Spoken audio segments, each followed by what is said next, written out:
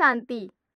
விலைமதிப்பற்ற ரத்தினம் என்ற இந்நிகழ்ச்சியில் அனைத்து காட்சியாளர்களையும் மீண்டும் அன்புடன் வரவேற்கின்றேன். விலைமதிப்பற்ற ரத்தினத்தில் பாப்தாதாவின் மகா வாக்கியத்தை குறித்து உரையாடுகின்றோம். இம்மகா வாக்கியத்தின் மூலமாக நம் அனைவரின் மிக உன்னதமான சம்பன்ன ஸ்திதியை பாப்தாதா நம்முடைய சொரூபத்தின் மூலம் பார்க்க விரும்புகின்றார். அந்நிலையை உருவாக்குவதற்காக நம் முன் பிரம்மா குமாரிகள் ஈஸ்வரிய விஸ்வ வித்யாலயத்தின் மூத்த மதிப்பிற்குரிய ராஜு சகோதரர் வருகை தந்துள்ளார். அவரை மிக அன்புடன் வரவேற்கின்றேன். சகோதரரே, நாம் போன தொடரில் 2 பிப்ரவரி 1969 பாபாவின் மகா வாக்கியங்களை குறித்து உரையாடினோம். மகா வாக்கியங்கள் நம்மை அவ்வியக்த ஸ்திதி நோக்கி அழைத்துச் செல்கின்றது. முரளியில் மேலும் பார்த்தோமானால் பாப்தாதா நம்மை அன்பான மற்றும் விடுபட்ட ஸ்திதிக்கு அழைத்துச் செல்ல விரும்புகின்றார். ஏனெனில் பாப்தாதாவிற்கு நம்மீது உள்ள மோகம் சுத்தமான மோகமாகும். ஆனால் அந்த சுத்தமான மோகத்தில் எங்கும் பற்று இல்லை, பாசம் இல்லை, பற்றற்ற அன்பில் இருக்கின்றார். ஆனால் பாப்தாதா குழந்தைகளின் ஸ்திதியை பார்த்தார் என்றால் நமக்கும் பாபாவின் மீது சுத்த மோகம் இருக்கிறது. ஆனால் சில நேரம் நாம் மிகவும் விடுபட்டவராக அல்லது மிகவும் அன்பானவராக ஆகிவிடுகின்றோம். விடுபட்ட மற்றும் அன்பான இவற்றின் சமநிலையின் ஸ்திதியை பாபா நம்மில் பார்க்க விரும்புகின்றார். அதை எவ்வாறு பிராப்தியாக அடைவது? சற்று விளக்குங்கள் சகோதரரே. நாம் பாபாவை அவ்வக்த ரூபத்தில் பார்க்கும் பொழுது இந்த 2 விதமான உணர்வுகள் அனுபவம் ஆகின்றது. பாபா எப்பொழுது குழந்தைகளுடைய கூட்டத்தில் வருகின்றாரோ, குழந்தைகளை சந்திப்பதற்காக, அச்சமயம் பாபா மிகுந்த அன்பு கடலாக இருக்கின்றார். மிகுந்த அன்பை கொடுக்கின்றார். அந்த அன்பில் அனைத்து குழந்தைகளும் மூழ்கி விடுகிறார்கள். ஆனால் எப்பொழுது பாபாவின் பார்ட் முடிவடைகின்றதோ, பாபா குழந்தைகளிடம் விடை பெற்று கொண்டு செல்லும் பொழுது 1 செகண்டில் விடுபட்ட நிலையில் சென்று விடுகிறார். பாபா இந்த ஒரு நிலையில் சமநிலையாக இருந்தார். அன்பும் பாபா மிகவும் கொடுத்தார். 1 செகண்டில் பாபா விடுபட்டவராகவும் ஆகிவிடுகின்றார். பாபா குழந்தைகள் மீது சுத்தமான மோகம் என்பது வைத்திருந்தாரே தவிர பற்றுதல் என்பது கிடையாது. பாபா நம் குழந்தைகளுக்கும் கூறுகின்றார், நீங்கள் யாருடன் காரியங்கள் செய்தாலும், பாகத்தை நடித்தாலும் அவர்களுக்கு பாலனை மற்றும் அன்பும் தேவையாக உள்ளது. அதனை அவர்களுக்கு கொடுங்கள். ஆனால் ஆத்மஸ்திதியிலிருந்து சுத்தமான அன்பு கொடுக்க வேண்டும். அந்த அன்பின் ஆதாரத்தில் அந்த குழந்தைக்கு பாலனை என்பது ஏற்பட வேண்டும், முன்னேற்றம் என்பது ஏற்பட வேண்டும். அதுதான் அன்பு. மற்றபடி அன்பு என்பதன் அர்த்தம் அதுவல்ல நாம் அவர்களுடைய பற்றுதலில் போய்விடுவது, அவர்களே மிகவும் பிரியமானவர்களாக ஆகிவிடுவது. சில குழந்தைகள் ஒருவர் மீது அன்பு கொடுத்து அவர்களே அன்பானவர்களாக ஆகிவிடுகின்றார்கள். அந்த மனிதனிடம் விசேஷமான கவர்ச்சியில் சென்று விடுகின்றார்கள். ஆனால் பாபா எந்த குழந்தைகளிடமும் விசேஷமான கவர்ச்சியில் செல்வதில்லை. அனைத்து குழந்தைகள் மீதும் பாபா சமமான அன்பு கொடுத்தார். அன்பும் கொடுத்தார், விடுபட்டவராகவும் இருந்தார்.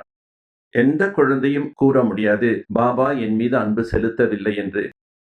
ஏனென்றால் அனைத்து குழந்தைகளும் கூறுகின்றார்கள், என்னுடைய பாபா. பாபாவின் அன்பு சமான் ரூபத்தில் இருந்தது. உங்களுடைய அன்பு என்பது எல்லைக்கு அப்பாற்பட்டதாக இருக்க வேண்டும். அதுதான் அன்பு என்று சொல்லப்படுகின்றது. இதில் தங்களிடம் ஒரு விஷயத்தை கேட்க விரும்புகின்றேன். விடுபட்ட மற்றும் அன்பானவராக இருக்க வேண்டும் என்று பாபா விரும்புகின்றார். ஆனால் சில நேரம் முரளியில் பாபா கூறுகின்றார், சில குழந்தைகள் எனது நேரடி குழந்தைகள், சில குழந்தைகள் மாற்றான் குழந்தைகள் என்று. ஒரு மனிதன் தங்களின் கட்டளைக்கு கீழ்ப்படிந்து நடக்கின்றார், தேவையான நேரத்தில் உதவி புரிகின்றார், சகயோகம் செய்கின்றார் என்றால் இயல்பாகவே அவர் மீது நம் மனதில் நிறையவே நல்ல பாவனைகள் உருவாகும். அவர் மீது சுப பாவனை மிகவும் சீக்கிரமாக மற்றும் தானாகவே வருகின்றது. மற்றவர்களை ஒப்பிட்டு பார்க்கும்போது அவர் மீது அதிகமாகவே வருகின்றது. இவ்விஷயத்தில் பாபா கூட கூறுகின்றார், சில குழந்தைகளை நேரடி குழந்தைகள், சில குழந்தைகளை மாற்றான் குழந்தைகள் என்கிறார். என்றால் குழந்தைகளிடமும் இந்த பாவனை வருமல்லவா?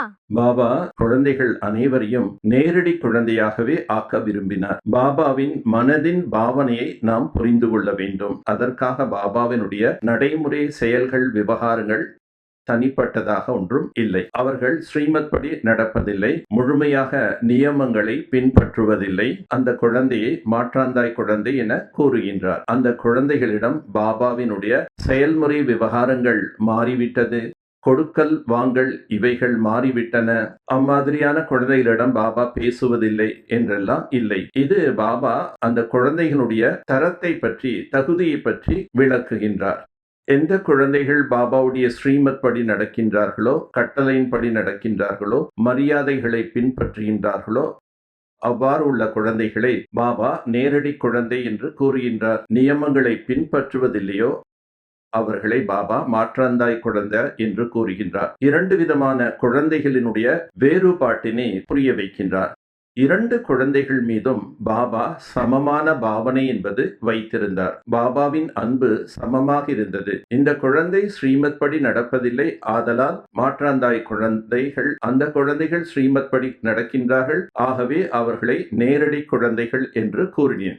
அதற்காக பாபா அப்படிப்பட்ட குழந்தைகளை பார்ப்பதில்லை, அந்த குழந்தைகளிடம் பேசுவதில்லை, அந்த குழந்தைகளை பாபா ஒதுக்கி வைத்து விட்டார் என்று பாபாவிடம் அந்த மாதிரியான மனநிலை இல்லை. அந்த மாற்றாந்தாய் குழந்தைகள் மீதும் பாபா சுப பாவனை என்பது வைத்தார். இந்த குழந்தைகளும் நேரடி குழந்தைகளாக மாற வேண்டும். மாற்றாந்தாய் குழந்தைகள் என்பதனை கூறி அந்த குழந்தைகளிடம் இருக்கக்கூடிய பலகீனங்களை நீக்கி அவர்களும் நேரடி குழந்தைகள் என்ற வரிசையில் வர வேண்டும் என்று விரும்பினார். ஆனால் நாம் என்ன செய்கின்றோம்? நமக்கு யாராவது உதவி செய்கின்றார், விசேஷமான ஒத்துழைப்பு கொடுக்கின்றார், அவர்களுடன் நாம் விசேஷமாக பேசுகின்றோம், விசேஷமாக சந்திக்கின்றோம், விசேஷமாக கொடுக்கல் வாங்கல் என்பதனை செய்கின்றோம். அதில் பற்றி என்பது ஏற்பட்டு விடுகின்றது. ஆத்மா தேக கவர்ச்சியில் வந்து விடுகின்றது. சிலர் பாபாவுடைய யஜ்யத்துக்கு அதிகமான உதவி செய்யக்கூடியவர்களாக இருப்பார்கள், நெருக்கமாக இருக்கக்கூடிய குழந்தைகள், இவர்கள் யஜ்ய சிநேகி குழந்தைகள் என்று கூறுகின்றோம். ஆனால் ஒரு சிலர் வருகின்றார்கள், முரளி கேட்கின்றார்கள், சென்று விடுகின்றார்கள். அப்படிப்பட்டவர்கள் மீது பாவனை என்பது ஏற்படாது. ஆக சிலர் வாரிஸ் குழந்தைகளாக இருக்கின்றார்கள். பாபாவின் யஜ்யத்திற்கு என்ன தேவையாக இருக்கின்றது, என்ன என்றெல்லாம் அவர்கள் கவனிக்கின்றார்கள். ஆனால் இன்னொரு குழந்தை வருகின்றார், படிப்பு படிக்கின்றார், சென்று விடுகின்றார். ஆனால் ஒருவர் குடும்பம் என்ற ரூபத்தில், பரிவாரம் என்ற ரூபத்தில் இந்த குடும்பத்தின் மீது கவனத்தை வைக்கின்றார், செலுத்துகின்றார். அப்படிப்பட்ட குழந்தைகள் மீது சற்று அதிகமான அன்பு எழத்தான் செய்யும். அப்பொழுது கொடுக்கல் வாங்கல் என்பது அதிகமாகின்றது. பரவாயில்லை, கொடுக்கல் வாங்கல் என்பது செய்வது தப்பில்லை, ஆனால் அதில் பற்று என்பது ஏற்பட்டு விடக்கூடாது. முக்கியமானது விகாரம் என்பது வந்துவிடக்கூடாது. ஏனென்றால் தேக அபிமானத்தில் வருவதின் காரணத்தினால்தான் விகாரங்கள் என்பது வருகின்றது.